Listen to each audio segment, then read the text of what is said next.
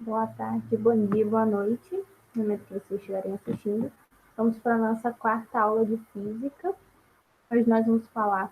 esqueci de compartilhar. Hoje nós vamos falar sobre energia e eletromagnetismo. Eletromagnetismo para fechar a parte de eletricidade. E vamos iniciar energia. Então, continuando aí na eletricidade, o eletromagnetismo é a parte da física que se relaciona ao magnetismo e eletricidade e tem como base dois preceitos: carga elétrica e movimento, que geram os campos magnéticos, e a variação do fluxo magnético em um condutor, que gera corrente elétrica. Existem muitas aplicações cotidianas do fenômeno que envolve magnetismo, como bússolas, televisões a tubo, cartões magnéticos e microfones. Então, é basicamente esses exemplos práticos aí que a gente vê de eletromagnetismo. E o que é o campo magnético? Ele pode ser entendido como uma perturbação gerada ao redor de um ímã que proporciona uma atração e até repulsão dos materiais. As linhas do campo magnético de ímã são orientadas do polo norte para o polo sul. A figura a seguir mostra a configuração das linhas dos campos magnéticos. Então, a ideia é essa, né? O polo sul e o polo norte, eles geram esse campo magnético em volta deles. Para os polos magnéticos iguais, sempre haverá repulsão magnética. E para a união dos polos diferentes, sempre haverá atração magnética. Essa parte de eletromagnetismo, ela é mais teoria. A parte da eletricidade, que é um pouco mais teoria do que conta. Força magnética. Quando a partícula eletricamente carregada movimenta sobre uma região do campo magnético, surgirá a ela uma ação de força denominada força magnética. Aí a força magnética até tem uma conta. Se eu não me engano, eu coloquei mais lá para baixo. Mas a gente foi muito teoria aqui.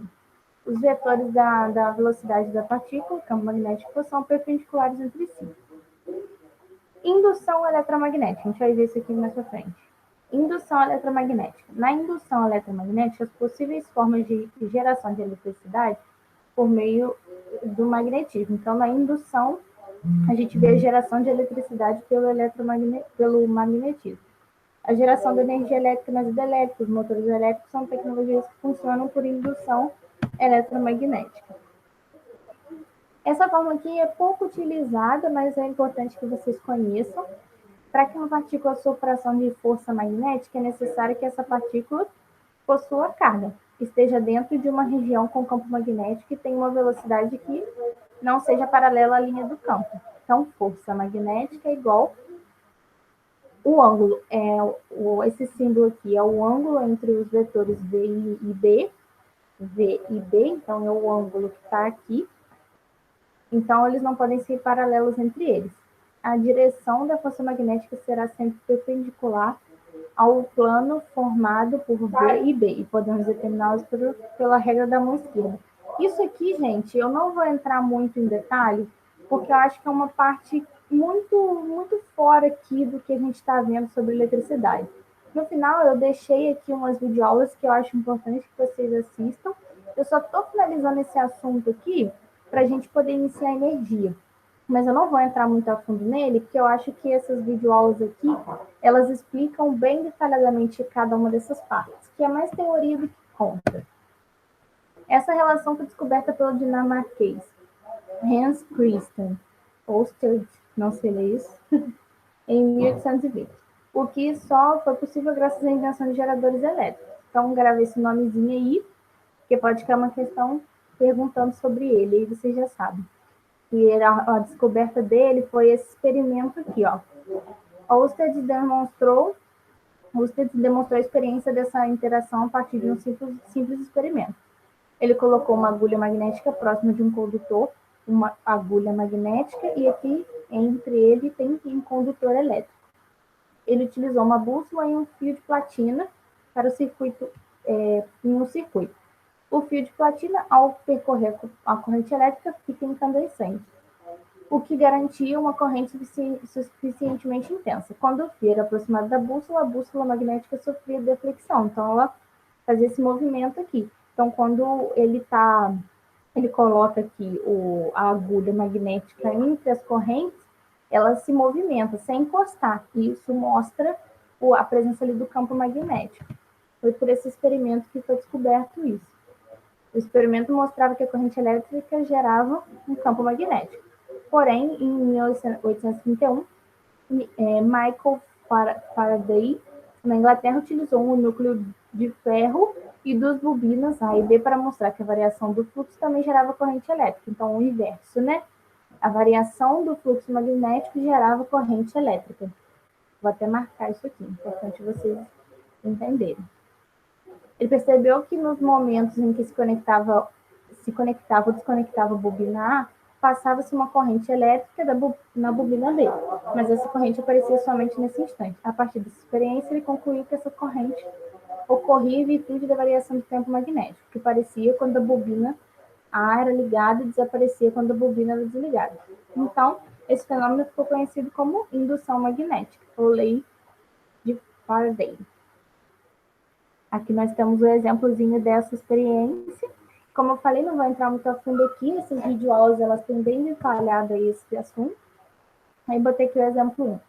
De acordo com o eletromagnetismo, um movimento relativo entre as cargas elétricas e um observador tem como resultado o surgimento de campos elétricos, campos magnéticos, diferença de potencial, fenômenos relativistas, ondas gravitacionais. A gente acabou de ver campos magnéticos. A gente sabe que é o movimento relativo entre as cargas elétricas e um observador é capaz de dar origem a campos magnéticos, em razão da variação do tempo elétrico produzido pela carga elétrica, como a gente viu aqui nesse exemplozinho aqui. E aqui, gente, eu vou deixar para vocês essas videoaulas. Eu aconselho que vocês assistam, porque elas estão falando mais detalhadamente aqui da lei da mão direita, tem um que fala da lei da mão esquerda, né? Lei da mão esquerda, e ela fala um pouco mais detalhadamente sobre esses experimentos. Acho válido vocês assistirem. Aí agora eu vou entrar em energia, onde a gente vai ver nas próximas aulas. Então, das energias que nós temos mais de um tipo de energia. Energia cinética, potencial, a gente vai ver cada uma delas aqui. Energia cinética é a energia ligada ao movimento que tem relação direta com a velocidade do objeto. Então, para que um corpo parado nunca apresentará energia cinética. Então, energia cinética é movimento, né? Você pensou cinética é movimento. Então, como que a gente calcula energia cinética? Energia cinética é a massa do corpo, normalmente a gente pede para que seja calculado em quilos, vezes a velocidade ao quadrado, que é calculada em metros por segundo, dividido por 2. Vão anotando as formulazinhas aí para a gente fazer exercício no final. Energia potencial. É energia que tem potência para entrar em movimento. Energia potencial vai diminuir na mesma proporção que a cinética aumenta, ou vice-versa. Então, é importante marcar isso aqui. Energia potencial vai diminuir na mesma proporção que a cinética aumenta, ou vice-versa. Ou seja, conforme aumenta o movimento, diminui o potencial para o movimento. Vamos ver separadamente cada uma delas. Então, da potencial a gente tem potencial gravitacional, potencial elástico. Energia potencial gravitacional, como o nome diz, ela está ligada à gravidade, né? E pode haver, para haver a força da gravidade sobre o objeto, é necessário que ele esteja a alguma altura do chão. Lembre-se, algo que está no alto cai pela ação da gravidade, ou seja, tem o potencial de cair. Então, como que a gente calcula isso? Energia potencial gravitacional é a massa, medida em quilos, a gravidade, que é o Gzinho, que normalmente, na verdade, acho que é 9,81. Mas na maioria dos exercícios eles arredondam para 10. Mas aí o exercício vai te dar o valor da gravidade. E H é a altura do objeto, do objeto até o chão. Então, anote aí a formulazinha de energia potencial gravitacional. Nada mais é que a gravidade. Energia potencial elástica. É energia ligada à elasticidade. Isso assim, quando você estica uma mola, o que acontece? Ela ganha potência para entrar em movimento. Você esticou e ao soltar a mola sozinha entra em movimento. Então, o que é essa energia potencial elástica, né? É o potencial que aquele objeto, no caso a mola, que ele deu de exemplo aqui, ele é elástico. Você impulsiona uma força nele, quando você simplesmente solta, ele gera uma uma força daquela força que você teve. Então, quando você puxa a mola, ela ganha potência para que ela mesma se movimente quando você soltar. E como que a gente calcula isso? Energia potencial elástica é o K, que é a constante elástica do material, que eles têm que dar para vocês também. X é a deformação sofrida pelo material. Então, se ele deformou 2 centímetros, então X é 2. É o tanto que ele contraiu ou esticou ali daquele material. Energia potencial elétrica. Cargas elétricas também são fontes de energia potencial. A expressão é energia potencial elétrica é igual ao Q, que é a carga elétrica, são cargas elétricas, K é a constante eletrostática, que é esse valor que sempre, o exercício pode te dar ou não, então é importante saber. Então, K é a constante eletrostática, que é a carga elétrica, e D é a distância entre as cargas. A gente vai ver aqui no exemplo. Vai lembrar que essa unidade de medida é joule. Então, o resultado disso tudo aqui vai ser em joules, né? E aí aqui, que é a carga elétrica, aqui também é carga elétrica. A gente vai entender o que diferencia depois. Energia mecânica. É a forma de energia relacionada com o movimento dos corpos. Então, a energia mecânica é isso. Relacionada com o movimento dos corpos. Ela pode ser dois tipos, cinética ou potencial. Seu cálculo é feito pela soma desse tipo de energia, através da seguinte expressão. Então, energia mecânica é igual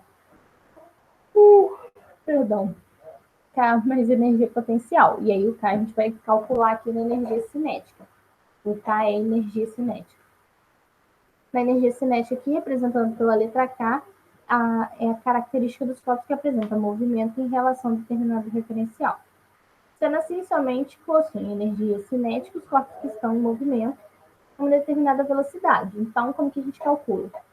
O K é igual a massa vezes a velocidade ao quadrado dividido por 2. Você calcula esse aqui para depois jogar na fórmula. E aí tem que achar a energia potencial que a gente viu anteriormente. Teorema da energia cinética. Sabemos que o trabalho realizado pela força resultante é igual à variação da energia cinética, ou seja, se a força é aplicada sobre um corpo, realizando trabalho sobre ele, a energia cinética desse corpo deve ser alterada. E aí ela é dada por essas fórmulas aqui. Eu não vou entrar muito nesse mérito aqui, porque isso aqui não é tão relevante para o que a gente está vendo aqui agora.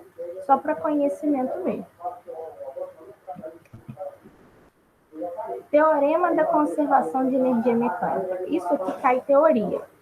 A energia mecânica total de um sistema isolado é constante, havendo apenas transformação de energia cinética em algum tipo de energia potencial ou vice-versa. Então, esse é o teorema de conservação de energia mecânica. Quando lançamos um corpo verticalmente para cima, percebemos que a cada segundo o corpo perde velocidade, mas a sua altura aumenta, ou seja, o corpo perde energia cinética, mas ganha energia potencial. Pelo princípio da conservação de energia mecânica, que a gente viu agora, sabemos que em um sistema conservativo, isso é, sem força dissipativas, a energia mecânica se conserva e a soma das energias cinéticas e potencial é constante. E aí, como que a gente calcula isso? Energia cinética mais energia potencial de um corpo A é igual a energia cinética mais energia potencial de um corpo B. Nessa situação aqui, ó. A energia, vamos relembrar, a energia mecânica total de um sistema isolado é constante, havendo apenas transformação de energia cinética em algum tipo de energia potencial. Então, é esse caso que a gente está representado por essa formulazinha aqui. As forças de atrito são chamadas forças dissipativas, ou seja, elas transformam a energia mecânica em energia térmica, que é calor. Então, a energia mecânica é de movimento. Então, ela transforma a energia de movimento em calor. Na presença de força dissipativa, o trabalho dessas forças é igual à energia dissipada. Dessa forma, o trabalho da força de atrito é igual à variação de energia mecânica. Então, o trabalho da força de atrito é igual à variação da energia mecânica. Vamos ver um exemplo aqui. Um motorista conduzia que é o automóvel de massa 2.000 kg que trafegava em linha reta, com velocidade constante de 72 km por hora. Então, vai anotando aí as informações que eles forem te dando. Quando avistou uma carreta atravessada na pista. Então, um automóvel de massa de 2.000 kg trafegava uma velocidade de 72 km por hora. Então, já estamos nas unidades de medidas, não precisaremos converter. Transcorreu 1 segundo entre o momento em que o motorista avistou a carreta e o momento em que acionou o sistema de freios para iniciar a frenagem. Com a desaceleração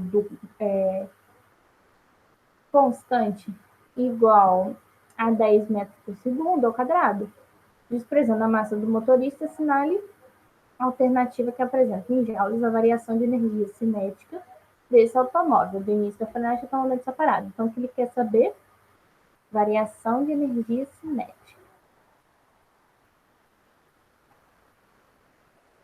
É isso que ele quer saber. E aí, vamos às informações que nós temos. Ó, no momento em que o automóvel parar, não haverá mais energia cinética, de modo que podemos dizer que a energia cinética no final é zero. Porque ele pede aqui que é do início da freagem, né, quando ele freia, até o momento da parada. Então, o final é zero. A energia cinética do final é zero. Por meio da equação de energia cinética, podemos determinar a energia inicial do automóvel. Então, a massa, tá, eu falei para anotar ali os dados que eles te dão. 2.000 kg. Uma velocidade de 72 km por hora. Para a gente, eu falei isso numa outra aula, para a gente transformar quilômetro por hora para metro por segundo, é só dividir o valor por 3,6. Se fosse ao contrário, metro por segundo quer passar para quilômetro por hora, multiplica por 3,6. Aqui a gente vai ter que fazer uma conversão, né, na verdade. Só o que estava certo. Então, vamos para a nossa fórmula que a gente viu anteriormente. Energia cinética é igual a massa vezes a velocidade elevada ao quadrado, dividido por 2. Então, 2.000 vezes 20 elevado ao quadrado, ou seja, 20 vezes 20, que é elevado aqui, representa a multiplicação por 2. A gente resolve, nós temos, nesse caso, 400 mil. Só que ele fez uma notação científica aqui. Isso aí fica para uma outra aula. Mas 4 vezes 10 elevado à quinta, porque tem 1, 2, 3, 4, 5 zeros. Então, 4 vezes 10 elevado à quinta joules. A variação de energia cinética será dada pela subtração da inicial menos a final. Então, se a final menos a inicial. Então, final é zero, inicial 4 que a gente achou aqui, temos que a energia cinética é menos 4 vezes 10 a quinta joules.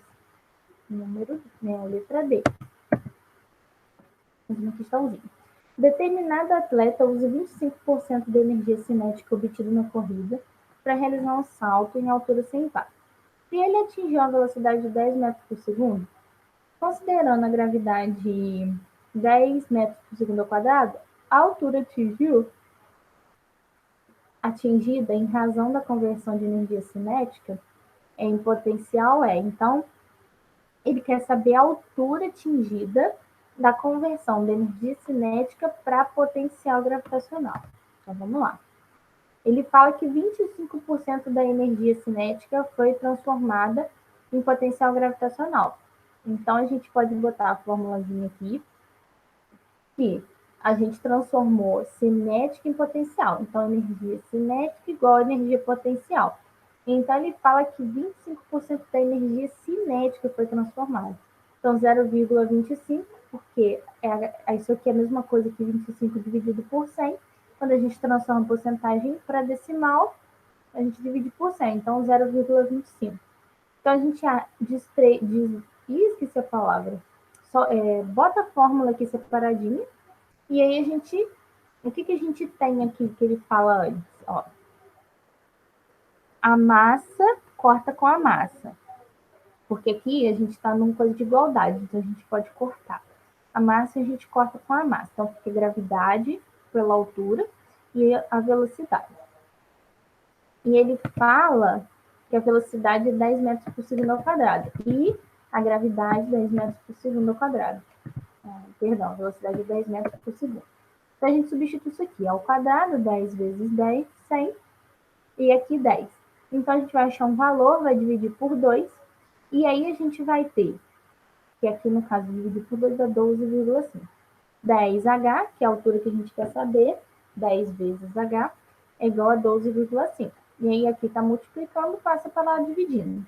Então, 12,5 dividido por 10, 1,25 metros.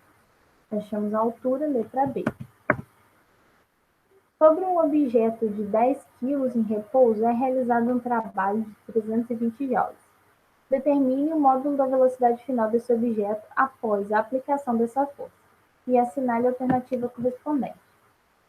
Podemos calcular o módulo de velocidade do objeto por meio do teorema de trabalho energia cinética. Confira, eu acho que esse aqui, dessa forma aqui,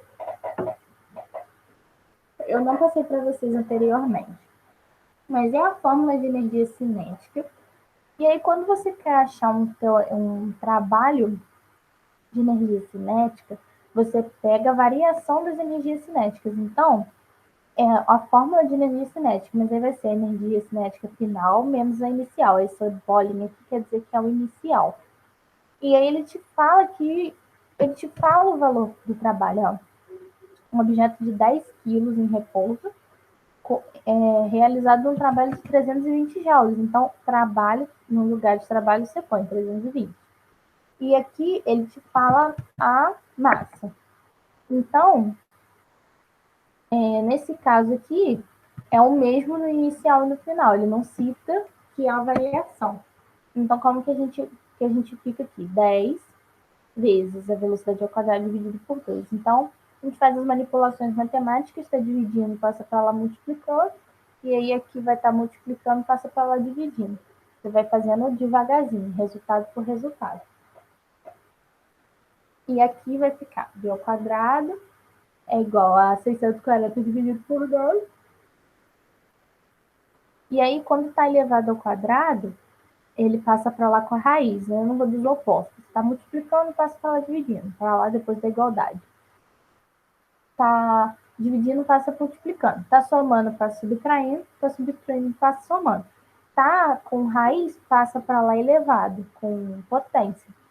Está com potência elevada, passa para lá com raiz. E aí, quando for 2, porque aqui, quando não tem nada, raiz quadrada, porque tem um 2 aqui que não aparece na raiz. Então, vai ficar isso aqui dividido por 10,64, e aí o elevado vira raiz. Então, a raiz de 64, temos 8 metros por segundo. Então, letra D. Gente, essa aula foi bem rápida, porque tem muita coisa de energia para a gente ver. Então, eu tentei resumir o da aula passada e já começar logo nessa parte de energia.